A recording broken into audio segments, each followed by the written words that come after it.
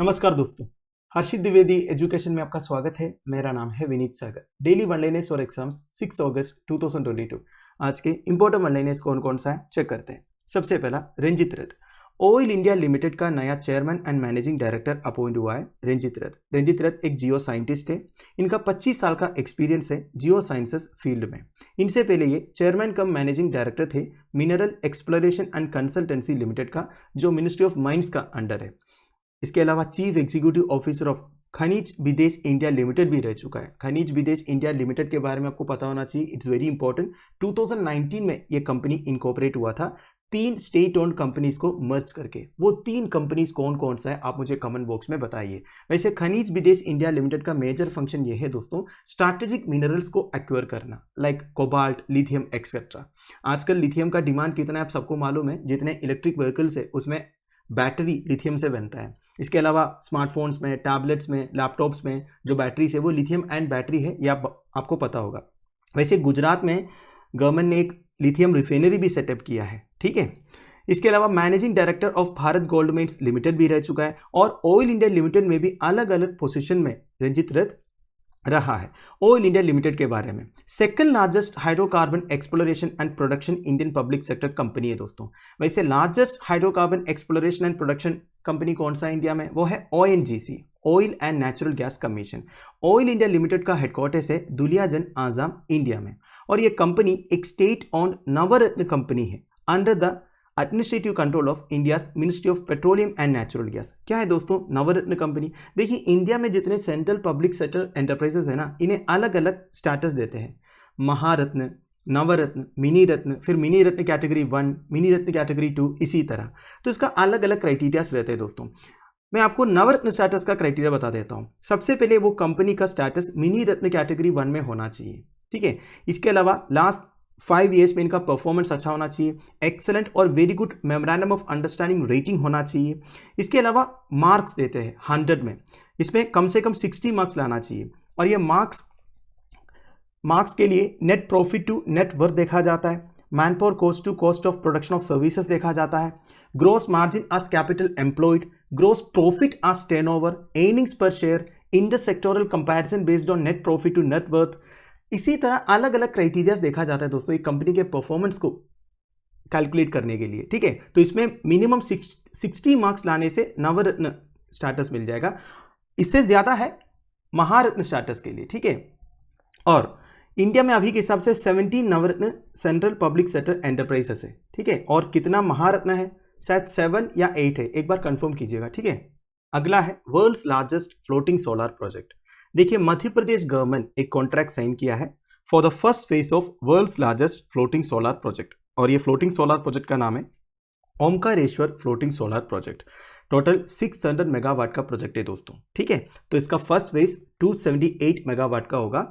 तो इसके लिए मध्य Pradesh government already contract sign कर चुका है, ठीक है। जब ये कंप्लीट होगा दुनिया का largest floating solar power project होगा। क्या है floating solar power project? Basically पानी के ऊपर सोलर पैनल्स को बिछाएंगे। तो बेसिकली ओमकारेश्वर डैम के बारे में आपने सुना होगा, ये नर्मदा रिवर में है, खंडवा डिस्ट्रिक्ट ऑफ मध्य प्रदेश में। तो इस डैम का जो रिजर्वायर होगा उसी के ऊपर ये पैनल्स लगेंगे, ठीक है।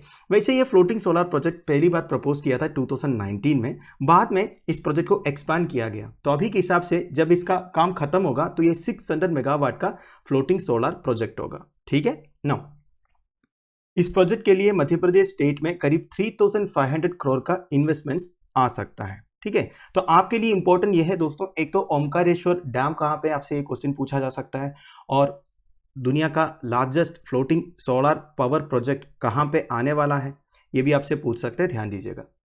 वैसे इंडिया का रिन्यूएबल एनर्जी टारगेट कितना है? 500 गीगावाट बाई 2030।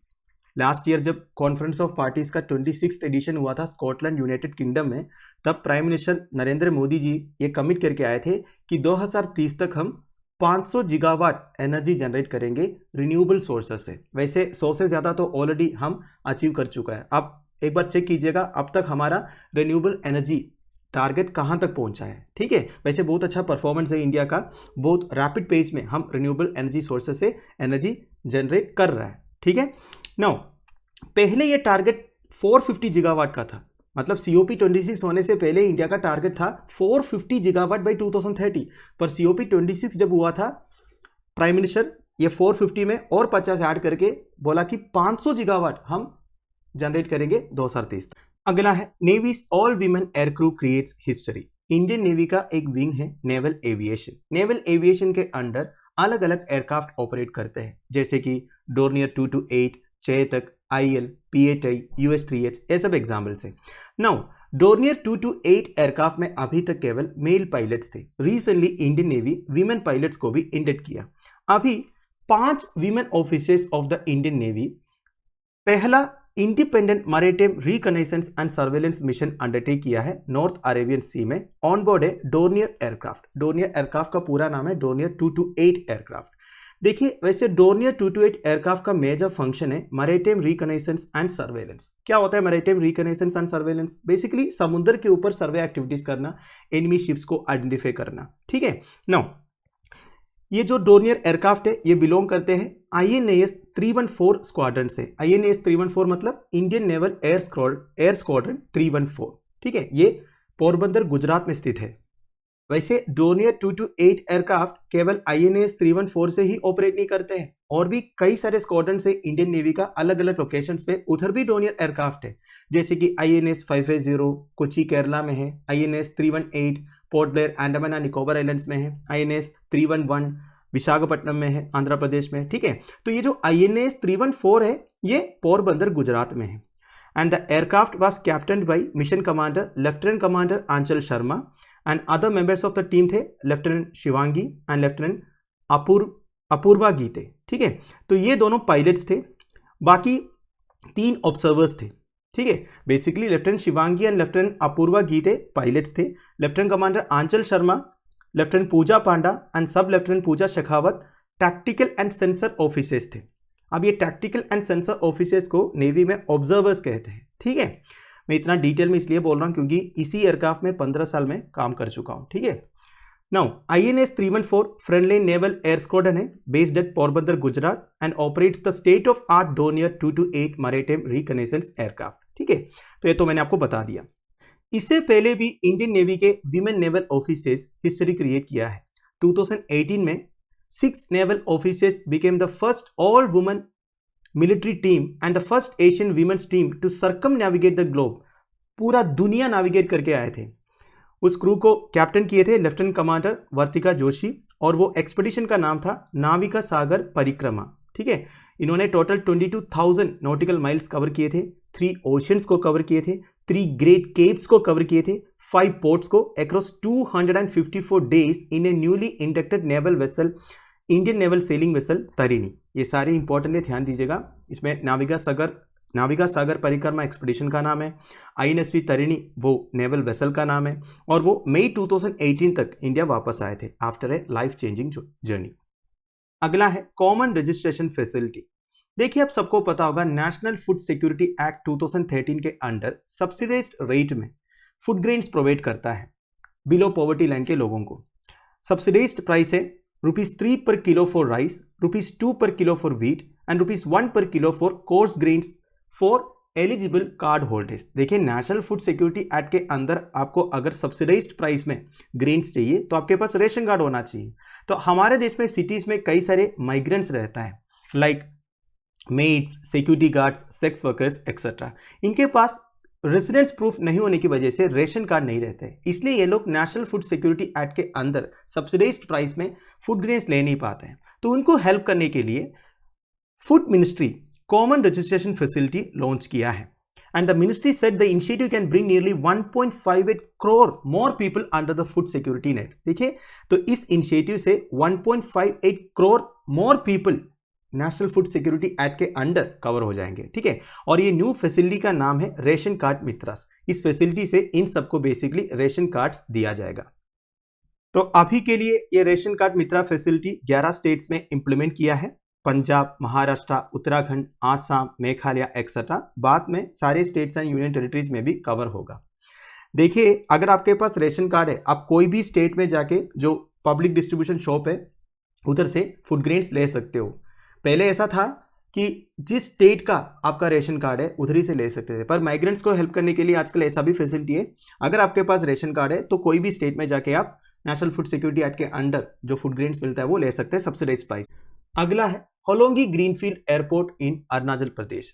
अरुणाचल प्रदेश में अभी के हिसाब से 2 एयरपोर्ट्स ऑपरेशनल है, पासीघाट एंड तेजू एयरपोर्ट। तीसरा एयरपोर्ट अंडर कंस्ट्रक्शन है अरुणाचल प्रदेश का कैपिटल ईटानगर में, और इस एयरपोर्ट का नाम दिया है डोनी पोलो एयरपोर्ट। ठीक है, now airport authority of India 650 crore का प्रोजेक्ट अंडरटेक किया है इस एयरपोर्ट को डेवलप करने के लिए। जैसे ये एयरपोर्ट ऑपरेशनल हो जाएगा तो ये नॉर्थ ईस्टर्न रीजन का 16th एयरपोर्ट होगा। ठीक है, वैसे डोनी पोलो का मतलब होता है सन एंड द मून, तो उधर जो इंडिजिनियस पीपल है वो सन एंड मून का पूजा करते हैं, इसलिए ये नाम दिया है। वैसे आपको पता है अरुणाचल प्रदेश एक ट्राइबली डोमिनेंट स्टेट है, ट्राइबल पॉपुलेशन बहुत। नाउ मैंने आपको बोला ग्रीनफील्ड एयरपोर्ट है ये।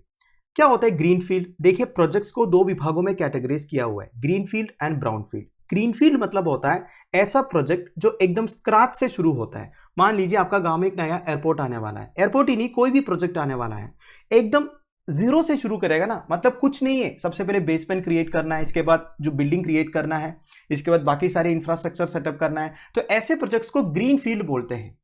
और एक होते हैं ब्राउन फील्ड। ब्राउन फील्ड मतलब एक्सिस्टिंग इंफ्रास्ट्रक्चर में जब मॉडिफिकेशंस करते हैं, मान लीजिए पहले से बिल्डिंग था उधर, अब वो बिल्डिंग में कुछ मॉडिफिकेशन करना है, ठीक है, ऐसे प्रोजेक्ट्स को ब्राउन फील्ड बोलते हैं। ग्रीन फील्ड मतलब कुछ नहीं होगा, सब कुछ शुरू से करना है। तो ये जो एयरपोर्ट है ये ग्रीन फील्ड एयरपोर्ट है, मतलब अरुणाचल प्रदेश का होलोंगी में कुछ नहीं था, सब कुछ शुरू से किया है। तो इंडिया में सबसे पहला ग्रीनफील्ड एयरपोर्ट था दोस्तों, था नहीं है दोस्तों, Rajiv Gandhi international airport Hyderabad, that was developed under public private partnership initiative and spread over 5400 acres. तो दोस्तों दैट्स इट। आई होप आपको वीडियो इन्फॉर्मेटिव लगा होगा। लेक्चर की पीडीएफ एज यूजुअल आपको टेलीग्राम चैनल में मिल जाएगा, जिसका लिंक नीचे डिस्क्रिप्शन बॉक्स में प्रोवाइडेड है। Thank you for watching, bye bye, have a nice day.